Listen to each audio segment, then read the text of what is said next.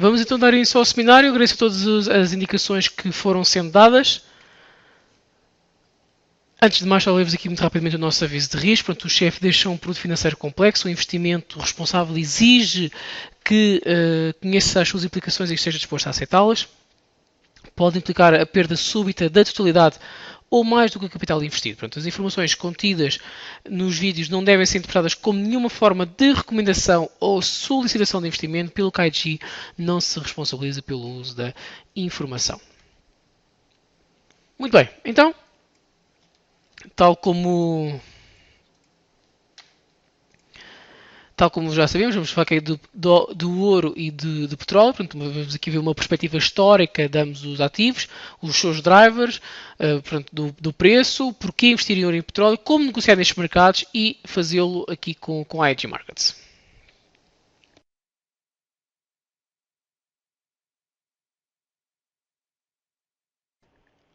Muito bem, portanto, estou aqui pelo ouro. O ouro é a moeda, o modo de negociação mais antigo que existe. Portanto, como sabemos, o ouro foi a primeira moeda, o primeiro metal precisou ser usado para negociar e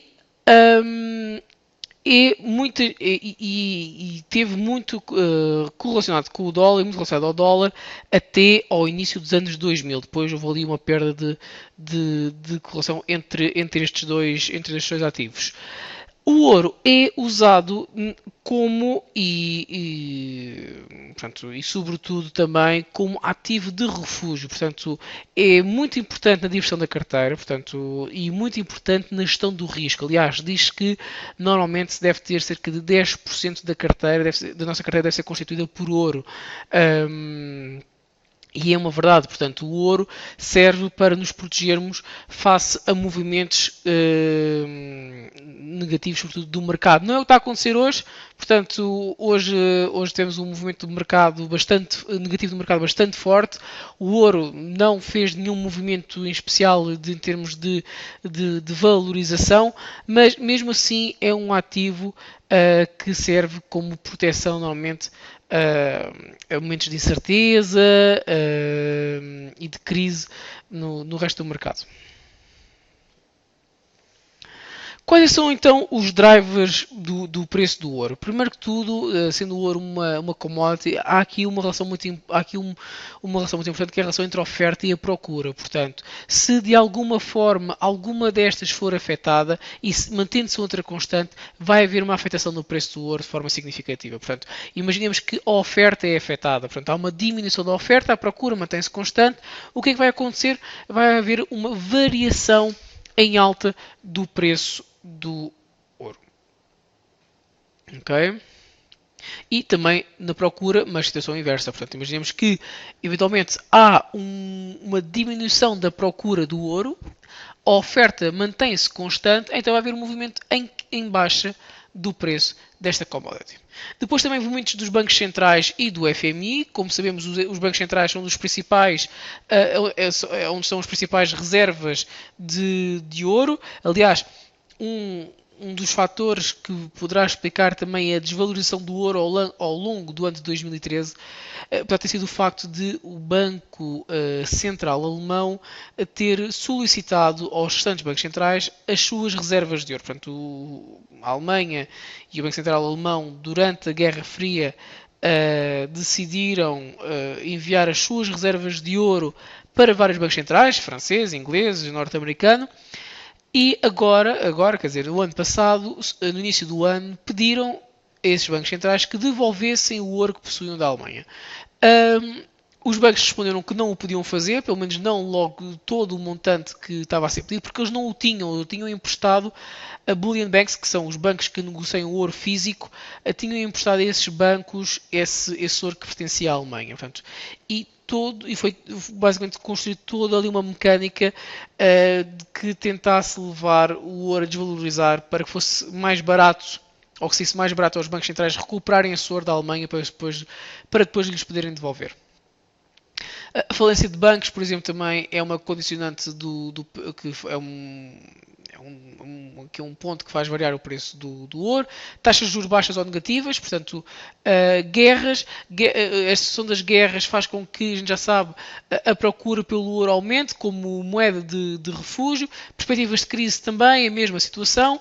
E depois sabemos que o ouro é inversamente correlacionado com o dólar. Portanto, se o dólar valoriza, normalmente o ouro tem uma tendência para desvalorizar. Se o dólar, e a situação inversa, se o dólar desvaloriza, o ouro tem uma tendência para valorizar. E depois também a inflação. Normalmente, quando temos a inflação elevada, o ouro tem tendência a valorizar também. Portanto, quando há a inflação no mercado, o ouro tem tendência a valorizar. Quando a inflação é mais reduzida, ou mesmo em momentos de deflação, o ouro perde valor. Okay. Aliás, uma das perspectivas que se apresentava para o preço do ouro para 2014, em finais de 2013, era o facto de uma inflação mais elevada já em finais de 2014 pode fazer com que o ouro aumente o seu valor. Então, porquê investir no ouro? Por um ponto já tínhamos falado antes, a forte correlação com o dólar, inversamente correlacionados, portanto há uma maior previsibilidade naquilo que possa ocorrer relativamente ao preço do ouro, portanto, e até fazer cobertura de uma posição com a outra. Motivos meramente especulativos, eu posso estar apenas a querer negociar o preço do ouro, portanto, estar ali a querer ganhar na sua valorização ou desvalorização, portanto, estar a especular sobre o preço do mesmo, ou então hedging contra momentos de crise, portanto, estar a fazer cobertura de risco e usar o ouro como ativo de refúgio na minha carteira. Ok? Como é que eu posso investir em ouro? Diretamente através de barras ou moedas, portanto eu posso comprar ouro físico, não é? Embora depois tenha que o guardar. Isso posso fazer num banco ou mesmo na minha própria casa. Certificados, contas em ouro. Normalmente, por exemplo, na Suíça é possível ter contas em ouro. É um pouco caro, mas é uma maneira que tem de ter exposição a esta commodity. ETFs ou fundos de investimento sobre ouro. Vários outros tipos de derivados financeiros, como por exemplo futuros, se é mesmo futuros do ouro, ou mesmo ETFs, não é? Portanto, aliás, peço desculpa, ETFs já referi antes. Por exemplo, futuros do ouro. Depois também ações de empresas do setor, portanto, há empresas que sejam exploradoras deste mineral também. Eu de certa forma estou exposto à cotação do mesmo se tiver a negociar ações de empresas do setor. Ou então através da IG, onde com o chefe deste podem negociar quer o spot, quer o contrato de futuro. Portanto, já sabem que o spot não tem necessidade de rollover, portanto, podem manter a opção em aberto durante o tempo que quiserem, sem terem de estar preocupados com o encerramento da posição automático porque chegou ao final do contrato de futuro, ok? Ou então podem negociar mesmo o contrato de futuro. Qual é que é a diferença? Portanto, em termos de spread, como podem ver na tabela, o spread é mais reduzido no contrato de spot do que no contrato de futuro. Temos contratos standard e mini contratos para ambos os casos. Ter atenção que, no caso do contrato de futuro, não existe custo de financiamento diário. Portanto, se eu mantiver uma posição aberta de um dia para o outro, não tem qualquer tipo de custo. E no contrato de spot já tem. Ok?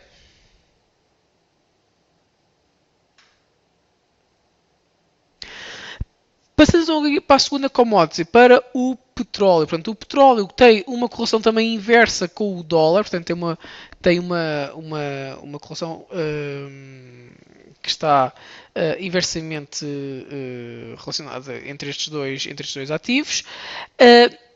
É também usado muitas vezes para diversificação da carteira e hedging, portanto, eu vou fazer aqui vou fazer aqui uma ligação de 3 pontos, a parte da diversificação, hedging e a correlação com o ciclo económico. Portanto, como sabemos, quando a economia se encontra numa situação mais favorável e de crescimento, normalmente há uma maior procura por esta commodity. Portanto, consumimos mais, produz-se mais e o petróleo é usado em vários setores, não só em termos de depois transformado para combustível, mas também para a produção de plásticos, etc. E de outros também, e de outros combustíveis, por exemplo, óleo de aquecimento, etc. Portanto, já sabemos que quando a economia está numa situação favorável e de crescimento, há um maior consumo, há uma maior procura por determinados ativos, e os níveis de produção também aumentam. Portanto, o que é que acontece? A necessidade desta commodity aumenta, portanto, naquela ligação entre procura e oferta, há um aumento lá da procura, e então nós podemos aproveitar esse facto e sabemos que há essa correlação positiva com o ciclo económico para diversificar a minha carteira e fazer hedging com a negociação de petróleo. Portanto, eu se quiser posso abrir uma posição curta em petróleo. Se estiver longa em mercado, posso abrir uma posição curta em petróleo para estar a fazer cobertura de risco da minha posição. Ok?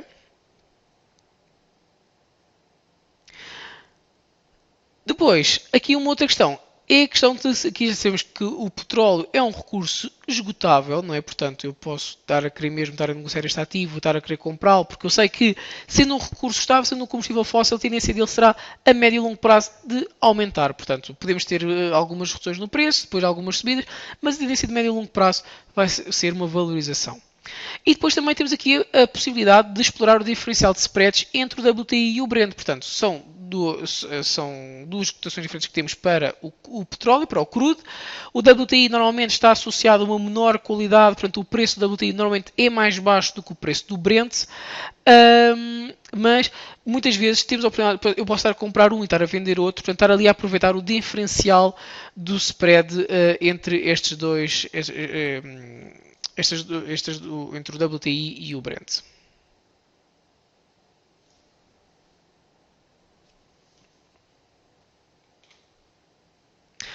Quais são então os drivers do preço para o petróleo? A procura, portanto, mais uma vez aquela questão da relação entre a procura e a oferta. A questão das reservas, portanto, é importante termos atenção aos relatórios relativamente às reservas de combustível e as quantidades que são produzidas, a sua distribuição, quais são os custos naquele momento a ser atribuídos à distribuição do combustível. É um fator importante que vai determinar o valor do preço do crudo. Depois também custos de produção. Estes custos de produção é preciso ter em conta, não estranhar e de saber que são cada vez mais elevados. Isto porquê? Porque cada vez mais para se descobrir petróleo tem que se ir a zonas mais inacessíveis e a profundidade à qual tem que se fazer essa exploração é cada vez maior. Portanto, cada vez mais para encontrar petróleo tem que se perfurar cada vez mais, portanto, profundidades cada vez mais elevadas, e esses custos que são cada vez maiores passam depois para o preço final. Portanto, é algo que vai fazer com que normalmente o preço varie em alta. Claro que também, se descobrir que foi muito fácil a exploração e a produção de petróleo em determinada zona do globo, esses custos de produção mais reduzidos vão fazer com que o preço do crudo seja mais reduzido também. Ok? Pois a OPEP, a Organização dos Países Exploradores de Petróleo, tem sempre aqui uma importância bastante significativa relativamente ao valor do preço do crudo. Porquê? Porque, ligando aqui um pouco àquilo que estávamos a falar anteriormente, nós sabemos que, pronto, na média e longo prazo a tendência vai ser que o preço do crudo, o preço do petróleo aumente. Mas é de todo o interesse da OPEP que esse aumento não seja muito brusco e muito rápido, não é? E isto porquê? Porque se houver um aumento significativo do preço, portanto, se houver um aumento desmesurado do preço do crudo, aquilo que vai acontecer é que vai haver também uma diminuição de consumo do mesmo. E essa diminuição vai ser muito brusca se essa valorização do preço do crudo também for ela muito elevada. O que é que eu quero dizer com isto? A OPEP tem de tentar manter aqui o preço do crudo a níveis em que sejam satisfatórios, portanto, em que as margens de ganho aqui sejam elas elevadas, mas não ao ponto de que, se o preço for tão alto, que a diminuição que há no consumo não compense esse aumento do preço. Portanto, tem que haver aqui um equilíbrio no preço para que não haja uma diminuição da procura. Porque se essa diminuição da procura ocorrer de forma significativa, a oferta e os estoques de crude também são eles bastante elevados, vão aumentar de forma significativa, o que depois vai levar a uma diminuição do preço derivado dessa diminuição da procura. Okay? Portanto, aqui a ideia é manter os preços a níveis que sejam satisfatórios em termos de margens de ganhos e também em termos de não produzir e não gerar uma diminuição da procura e do consumo do mesmo. Situações de guerras e tensões políticas podem levar a um aumento do preço. Isto porquê? Porque grande parte dos sítios onde há exploração e produção de petróleo, neste caso exploração de petróleo, estão situados em zonas onde normalmente há situações de crise política, situações de guerra, e que o que é que faz? Faz com que possa haver uma afetação por parte do lado da oferta. Portanto, havendo uma afetação do lado da oferta, e normalmente aquilo que vai acabar por gerar é uma diminuição da mesma, mantendo-se a procura constante, vai haver uma variação do preço em alta. Vimos, por exemplo, a situação do Iraque. Eu agora não estou muito a par, mas eu recordo-me que, por exemplo, em junho, inícios de junho, os rebeldes estavam a ocupar uma zona onde estava um importante poço de petróleo, de exploração, onde é feita a exploração de petróleo. E esse fator leva a que haja uma variação em alta do preço do crudo. Porquê? Porque está a afetar a exportação e a oferta do mesmo. Depois, em termos de... não esquecer também que investimentos em investigação e desenvolvimento, portanto, cada vez mais se está a descobrir novas maneiras de refinar o petróleo e transformá-lo, por exemplo, em combustível que nós utilizamos para nos deslocarmos, e também nas energias alternativas. Portanto, cada vez mais aparecem soluções e alternativas a este combustível fóssil, ainda muito, portanto, ainda estamos numa fase muito inicial. É verdade, sim, que já existe cada vez mais carros elétricos a circular, etc., mas ainda não é a solução mais utilizada. Portanto, ainda continua a haver muita venda dos carros a gasolina e a gasóleo. Portanto, ainda não está a ser uma solução 100% adotada, mas que está a aparecer e que ela também vai fazer com que o preço do crudo seja ajustado em função dessas alternativas que vão aparecendo. Quem diz para nos deslocarmos também, por exemplo, em termos de produção, portanto, cada vez ser menos necessário a utilização do combustível fóssil na área da indústria.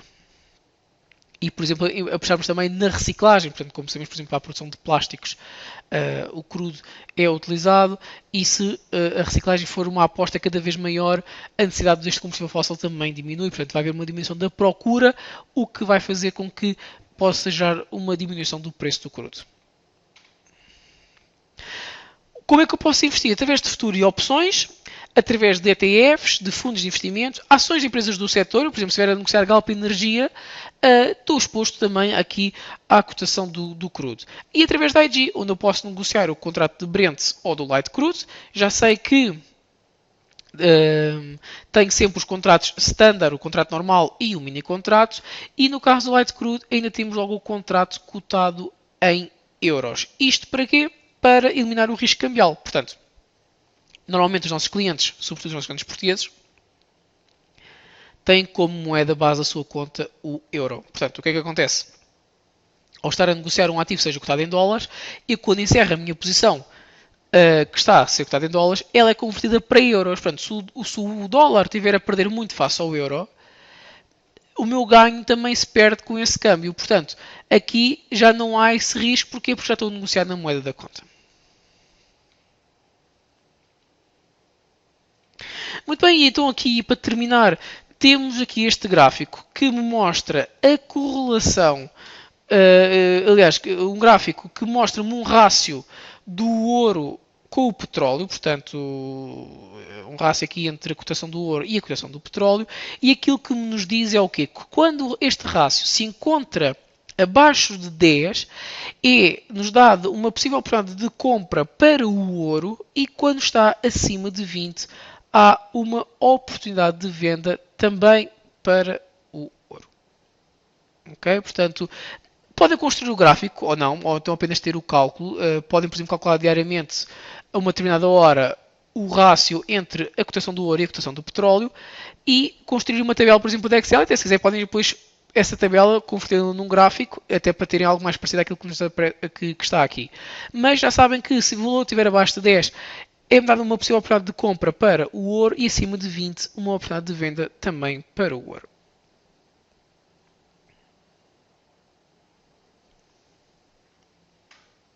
Muito bem, já sabem que nos podem seguir através do Twitter, do YouTube e também do LinkedIn. Resta-me então agradecer o facto de terem assistido ao seminário da IG. Já sabem também que posteriormente, se quiserem falar connosco, é só entrar em contato para o 800 814 763 ou então enviar um e-mail para geral.ig.com. Mais uma vez, muito obrigado então. Desejo a todos uma continuação de uma muito boa tarde e boas negociações.